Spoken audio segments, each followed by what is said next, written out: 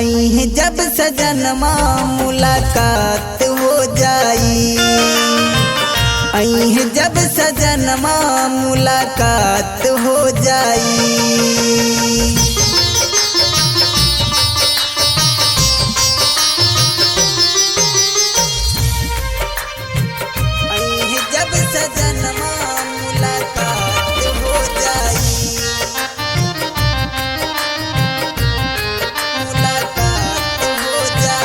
देशमा के चलते सैया सजनी के छोड़नी, बाबूजी माई से काहे नाता रौरा तोड़े नी।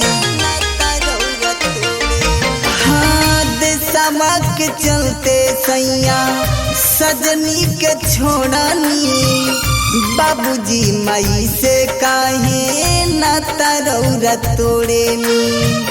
देखती सूरतिया नैनाचार हो जाई। आई है जब सजनमा मुलाकात हो जाई। आई है जब सजनमा मुलाकात हो जाई।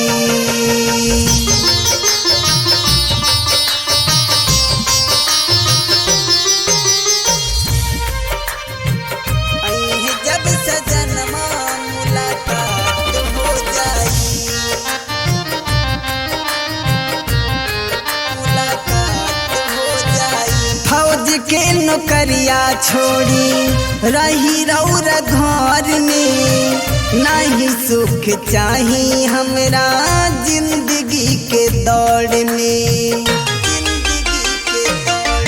हाँ फौज के नौकरिया छोड़ी रही रौरा घर में, नहीं सुख चाही हमरा जिंदगी के दौड़ में। फिर उसे जिंदगिया शुरुआत हो जाई। आई है जब सजनमा मुलाकात हो जाई। आई है जब सजनमा मुलाकात हो जाई। Recording studio red angel music Raxaul.